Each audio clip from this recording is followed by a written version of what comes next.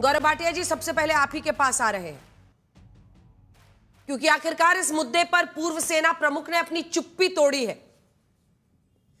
लेकिन सवाल यह है कि किताब लिखी सेना प्रमुख जनरल नरवणे ने, पेंगुइन पब्लिशर्स को ही उन्होंने दी होगी पब्लिश करने के लिए।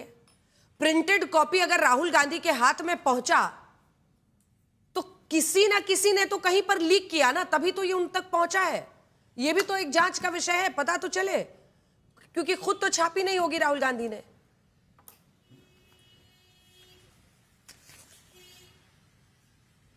नहीं अंजना जी, सबसे पहले तो आपको भी ये जानकारी है कि एक एफआईआर हो चुकी है और आज से 4-5 दिन पहले आज तक पे ही मैं चर्चा कर रहा था, ये मुद्दा मैंने उठाया था कि जो किताब प्रकाशित हुई नहीं वो संसद में राहुल गांधी लेकर आए कैसे हैं, और एफआईआर में दूध का दूध और पानी का पानी हो जाएगा, और दूध में अगर कोई सांप भी छुपे हैं तो वो भी सामने आ जाएगा। लेकिन आज जो बात मैं कहने जा रहा हूं, देखिए ध्यान दीजिएगा, मैं केवल ये सिद्ध करूंगा कि कैसे नेता प्रतिपक्ष देश से गद्दारी तो करते ही हैं पर झूठे नंबर 1 हैं। वो केवल और केवल झूठ बोलते हैं। आज उनका वक्तव्य है जिसमें उन्होंने कहा है कि जनरल नरवणे ने कहा है कि मेरी किताब प्रकाशित हो चुकी है और मैं जनरल नरवणे पे विश्वास करता हूं, पब्लिशर पर नहीं। ये सभी समाचार चैनल्स पे भी पोस्ट आया उनका वक्तव्य। अब मैं आपको दिखाता हूं कि जिस वो ट्वीट की बात कर रहे हैं जनरल नरवणे की, मेरे हाथ में है, सारे दर्शक भारत के देखे कितना झूठा और मक्कार हमारा नेता प्रतिपक्ष है। यह है ट्वीट, तारीख है 15 दिसंबर 2023। जनरल नरवणे लिखते हैं कि मेरी किताब अवेलेबल है, लिंक नीचे है, और देखिए बड़ा बड़ा लिखा है, मैं कैमरामैन से कहूंगा जूम करिए, pre order now. Pre order अभी प्रकाशित नहीं हुई है, अभी बिक नहीं रही है, प्री ऑर्डर कर लीजिए। जो बात पेंगुइन बुक हाउस ने भी आज कही है अपने ट्वीट में।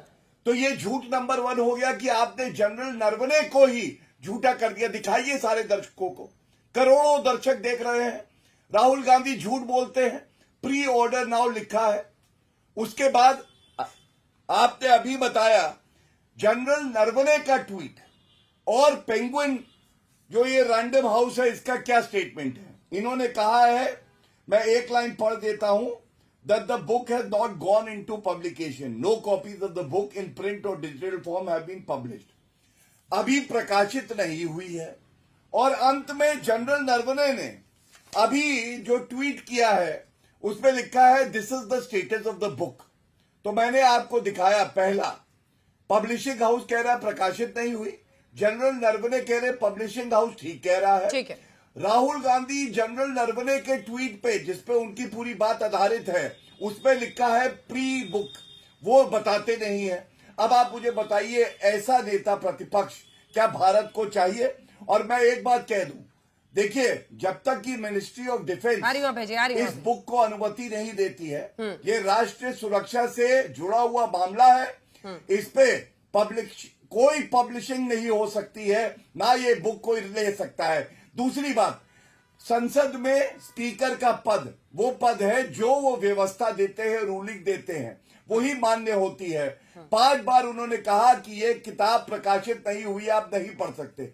नेता प्रतिपक्ष क्यों पढ़ रहे थे झूठ बोल के। और करूंगा एक बात कह के, जनरल नरवणे ने अब बयान दिया है, जनरल नरवणे ने कहा 1 इंच भूमि भारत की गई नहीं, उस पर राहुल गांधी को भरोसा क्यों नहीं। ठीक है, अभय दुबे जी, आप ही के नेता को कोट करती हूं, आपको किस पर भरोसा है? पत्रकार से आपके नेता पूछते हैं आपको किस पर भरोसा, आप किस पर विश्वास करते हैं, सेना प्रमुख पर या पेंगुइन पब्लिशर्स पर? अब तो सेना प्रमुख कह रहे हैं कि जो पेंगुइन पब्लिशर्स कह रहे हैं वही सही है, अब किस पर विश्वास करना है? पहली प्रतिक्रिया नहीं है, एक स्टेटमेंट में संशोधन करना पड़ेगा। जनरल नरवणे जी की यह दूसरी प्रतिक्रिया है। पहली प्रतिक्रिया वो है जो उन्होंने ट्वीट करके दी 2023 दिसंबर को। सर मेरे सवाल का जवाब मैं सवाल का ही जवाब दे रहा हूं। ठीक, क्या देंगे झूठे? सेना अध्यक्ष पर भरोसा करके जवाब दे रहा हूं। इन गद्दारों को आईना भी दिखाऊंगा, देखिएगा। देश के लोगों, इस शो को गौर से सुनिएगा। मैं कैसे भारतीय जनता पार्टी की गद्दारी की पोल खोलता हूं।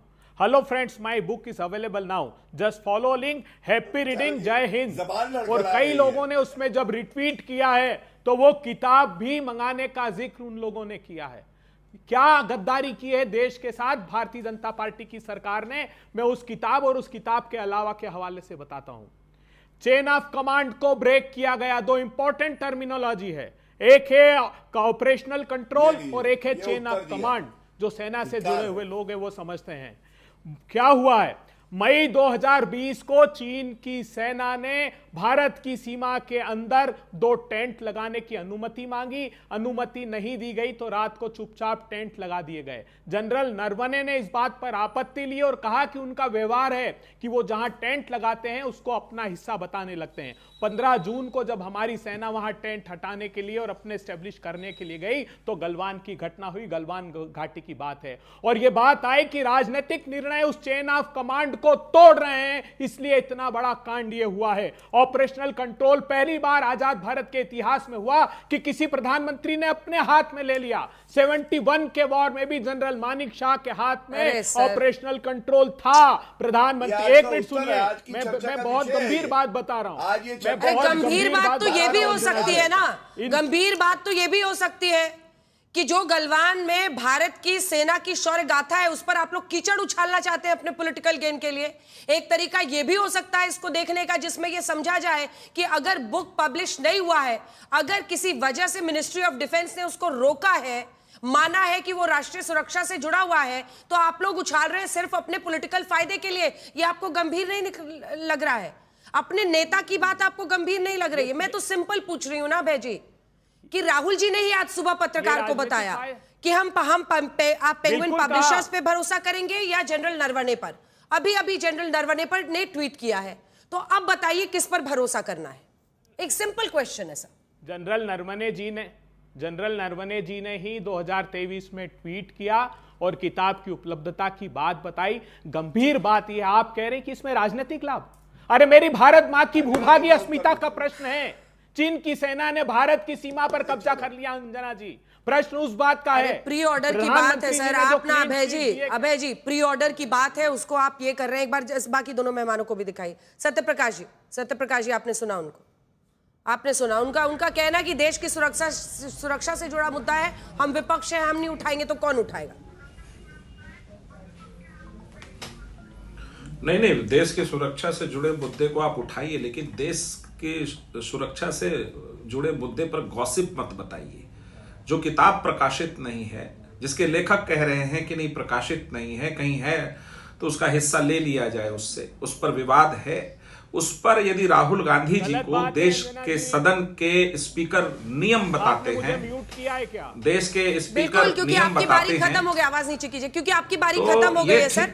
अनएंडिंग भाषण देने के लिए थोड़ी है, आप मेरे सवाल का जवाब ही नहीं दे रहे हैं। ये आप लोगों ने हट बना ली है। मैंने आपको पूरा बोलने दिया, मैंने आज के पोस्ट पर पूछा आपसे, आपने जवाब ही नहीं दिया। अब बार-बार 2023 के उनके ट्वीट पर जा रहे हैं। आपको क्या लगता है आपका एजेंडा चलेगा क्या? ना गौरव भाटिया का एजेंडा चलेगा ना अभय दुबे का। मैं सवाल पूछूंगी उस पर, आज की खबर पे तो आपको रिस्पांस देना ही होगा। अब जवाब दीजिए सत्यप्रकाश मिश्रा जी, उसके बाद मैं जा रही हूं सुनील जी के पास। देखिए, राहुल गांधी जी ने देश के सदन लोकसभा में यदि स्पीकर के बताए नियम की अवमानना करते हैं और अप्रकाशित किताबों का हवाला देने की कोशिश करते हैं, तो उनको एक बार बताया जाएगा कि आप विपक्ष के नेता हैं, ऐसा ना करें। अगर वो गॉसिप समझते हैं, सदन के प्रांगण को, लोकसभा को गॉसिप का क्लब समझते हैं, अपनी सारी जितनी भी उनकी असफलताएं हैं उनकी कहानियां बताना चाहते हैं और देश की सुरक्षा से जोड़ते हैं, तो मैं कैसे बताऊं कि गॉसिप गांधी चाहते क्या है? राहुल गांधी से गॉसिप गांधी बनने में ज्यादा वक्त लगा नहीं है उनको। बिल्कुल राष्ट्रीय सुरक्षा से जुड़े तमाम मुद्दे को उठाने का जगह संसद है, बिल्कुल है, लेकिन राष्ट्रीय सुरक्षा से जुड़े मुद्दे आप नहीं उठा रहे साहब, आप गॉसिप बता रहे हैं। नरवणे साहब की अप्रकाशित पुस्तक, डोकलाम क्राइसिस के समय आपका वो ट्वीट कि आप चीनी दूतावास में थे जबकि देश के चुने हुए सांसद थे, तो ऐसी स्थिति और परिस्थिति में कांग्रेस पार्टी सिर्फ हताशा में कुछ भी बयां कर रही है वो देश की सुरक्षा, इसकी अस्मिता के प्रति लापरवाह है, गैर जिम्मेदार है। ठीक है, आप सत्ता से बेदखल किए गए हैं, बहुत जगह हारे हैं, बहुत लोग हारते सुनील जी। हैं। भारतीय जनता पार्टी 2 सीटों पे थी, अटल जी चुनाव हार गए थे, बहुत लोग चुनाव हारते हैं, लेकिन चुनाव हारने की, सरकार से बेदखल होने का हताशा इस कदर नहीं पनपेगा कि ठीक है। आप सुनील जी, चाहिए जो 8-9 दिन बीते, खूब हो हंगामा इस पर हुआ। अब पेंगुइन पब्लिशर्स भी मना कर रहा है कि भाई अगर कोई भी पार्ट दिखाता है तो ये कॉपीराइट इंफ्रिंजमेंट है। अब ऐसे में क्या होना चाहिए बताइए? आपने तो हम लोगों का टैक्स पेयर का पैसा खूब बर्बाद किया। नहीं, राहुल जी को ही बोलने दो, राहुल जी को ही बोलने दो। आज संसद चली, फिर अखिलेश जी भी बोलने लगे। क्यों 8 दिन पैसा बर्बाद किया हम लोगों का टैक्स पेयर का? देश का पैसा कौन बर्बाद कर रहा है, देश के किसानों का भविष्य कौन बर्बाद कर रहा है, मुझे लगता है पूरा देश जान रहा है। जहां तक सवाल बहस का है, तो क्या सरकार का पक्ष आ जाएगा और विपक्ष का पक्ष नहीं आएगा और लोकतंत्र मजबूत रहेगा? हम आप ये कल्पना कर सकते हैं? ठीक है, विपक्ष को आप बोलने तो दीजिए, क्या सच है क्या गलत है, कम से कम देश की जनता के सामने आएगा। तय तो जनता को करना है। लोकतंत्र में जो चुनाव होता है उसमें जनता तय करती है कौन सही कौन गलत। लेकिन अगर सदन के माध्यम से भी सच्चाई नहीं आएगी, हम लोग अमेरिका के बारे में सुनते हैं और किसी फाइल के बारे में सुनते हैं, चाइना के बारे में सुनते हैं, तो सच तो आना चाहिए ना। हमारे नेता माननीय अखिलेश यादव जी ने आज सदन में जो सरकार से सवाल पूछे हैं, सरकार क्या उनका जवाब देगी? हमारे नेता ने पूछा कि आप अयोध्या में मोइन खान को फर्जी मुकदमा डाल करके जेल में रखे सिर्फ इसलिए कि आपको अयोध्या जीतना है। हमारे नेता ने पूछा कि देश जानना चाहता है कि जो आप उपलब्धि बता रहे हैं तो 0 बड़ा है या 18 बड़ा है, ये सरकार नहीं बता पा रही है। किसान का भविष्य क्या होगा, ये सरकार नहीं बता पा रही। जब सरकार नहीं बता पाती अंजना जी, तो आप देखिए ना, उत्तर प्रदेश में योगी जी हों, आसाम के मुख्यमंत्री हों, किस तरीके से बंटवारे की बात और झगड़े की बात, नफरत की बात करने लगते हैं। हम लोग मुद्दे से नहीं भाग रहे हैं, हम तो कह रहे हैं जो सदन में बातें आई हैं, उन जो सवाल हमारे नेता ने खड़ा किया है, आप उन पर जवाब दीजिए ना। सवाल जवाब यही देश की जनता जानना चाहती है।